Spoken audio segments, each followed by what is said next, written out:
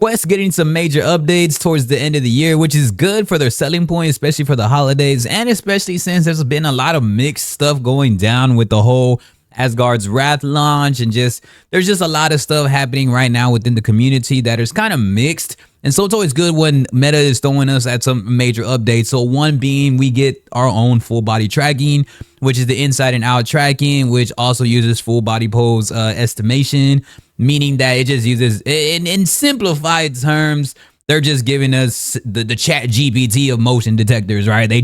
They're giving us AI generated legs to kind of predict what we're going to be doing along with our upper body. So that's pretty cool, the inside and out tracking. But I believe it's going to be in the SDK with developers first, and then we're finally able to get that. That, again, is just a whole nuance within itself. Again, a feature that I think is well needed, at least for a standalone headset like Quest. Next after that, for creators like myself and creators like everybody else, or aspiring creators, what's happening also is they're able to, the casting has really gotten an update. So casting 3.0 is allowing us, I think this is also like in a developers hub, which is crazy. All this stuff just getting pushed to developers. They should just give us beta versions of all this.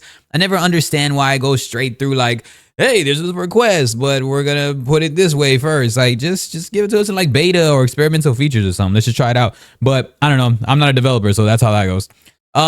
So what's happening with that, with the casting, is that if you're somebody like me, you'll notice in my videos, you'll see like a split screen where I record myself and the game in a different ratio, like a square ratio, like if you're looking through one view of the VR aspect of one eye, that's how they look at it as.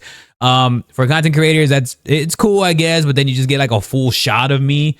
And so it's good that in the new casting, you're able to do it wirelessly now, a full screen landscape, as if you're recording on a PSVR 2, or if you're doing like PCVR, or if you stream on YouTube or streaming on Twitch, and you really want to bring out that full curriculum and the full game or the full presentation of what you're doing, right? VR creators do so many things. It's not just like a simple game from your point of view or FPS game. Like, people do mixed reality, people do so much things. So whatever it is that you're presenting to your viewers, your audience, or whatever you're trying to build, it's great to have some type of casting that actually can show a landscape format for things like YouTube and Twitch.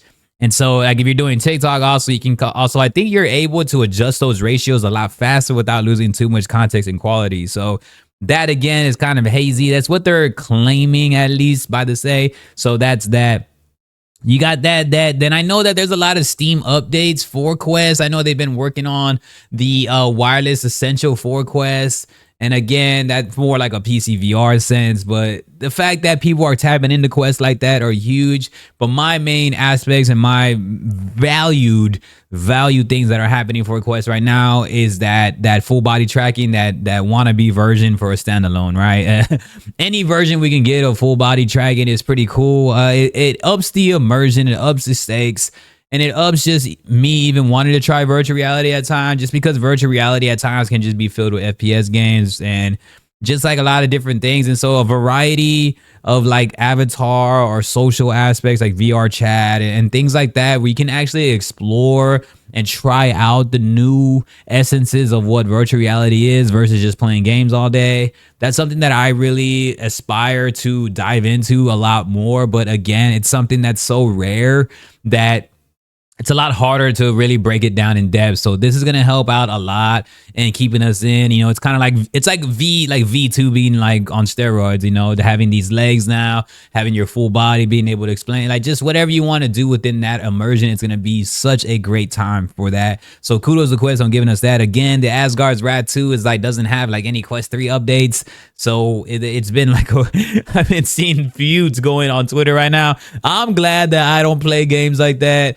but I would not even try to play a game like that.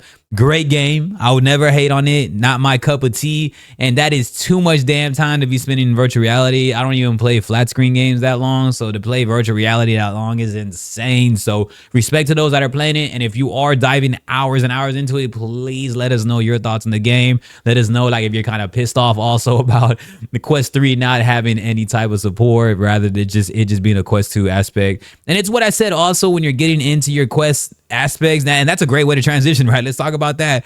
Like, people ask me all the time, like, is Quest 3 worth it? If you're around the holidays, and I think Quest 2 is still on sale, like, get yourself a Quest 2. You're not missing out too much on Quest 3. Again, one of the 10 out of 10 rated game is only for Quest 2 Essentials aspect. So you're basically just playing a Quest 2 game on Quest 3, which always happens when a new generation type console releases, like, not too long ago, right? In recent times, right? Just Xbox does that, PlayStation, it still becomes like backwards compatible for a while. So you're not missing out too much yet. I think within like a year, you'll probably be missing out on Quest 3 stuff. But right now, you're still not missing out too much on Quest 3, to be honest. I would say don't let anybody really trick you into that, because everybody tries to say that. I'm in my Quest 3 like normally, and I still feel like, well, if Quest 2 is on massive sale with this damn economy these days, please save your money. And Quest does a lot of gimmicks, and so that's why on our channel we try to share at least things that are very valuable, resourceful, and useful to what you can use. And that full body tracking without any trackers or without any PC is very good, although it's AI generated for your legs, or predictability and what you're gonna do. I still think it's a very valuable source, a variable source that you can use with your VR journey. And then also I wanted to share the content creation side also. So sharing the viewer side for what's valuable for them as a Quest user, and sharing the content creator side is something that I'm always aspiring to do. So it's cool that we got 2 updates like that. And again, with the Asgard's Wrath, man, y'all just got to be letting me know that, man. I'm not going to tap into that. I see that shit getting messy on Twitter right now. Everybody's yelling at each other, getting mad at each other, putting 1 out of 10 and then putting 10 out of 10. It's just crazy right now. So respect to you all that are playing that game. I'm not tapping into that, nor will I even think about it. And I knew it from the jump. Although you get it free with the Quest 3, I knew that there's going to be a catch to it. Meta is kind of already known for that. Since they released like Assassin's Creed as a fully rendered trailer with no gameplay, I knew to like not trust Quest moving forward, that a lot of it's going to be more of the marketing essential. But again, I love when they do really tap into these updates that help us out. So I don't really put too much hope into VR, because VR can really be shady and gimmicky at times. But I also have a lot of optimism in it too. So it's just always a mixed balance. So I keep myself grounded. So it's grounded to know that I'm glad and buying into the Asgard Wrath hype, but I'm also very, very happy that these updates are coming through, as we've been covering Quest for years, and to see them come this far to V60 and onward is a great time. Y'all got to be letting me know what's up.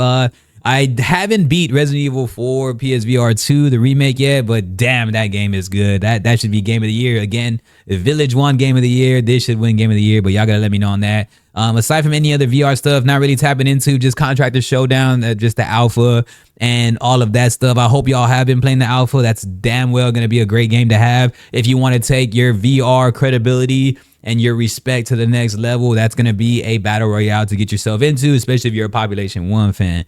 Either way, man, I appreciate y'all. Make sure you drop a like, comment, subscribe. These algorithms are so damn weird, and it gets weird creating stuff all day when sometimes it doesn't reach out to the same people. When I know there's a lot of things that these VR creators either are trying to help you all out with, such as myself, or just things that we just want this to get in the right hands. So your support really does mean the world. Peace.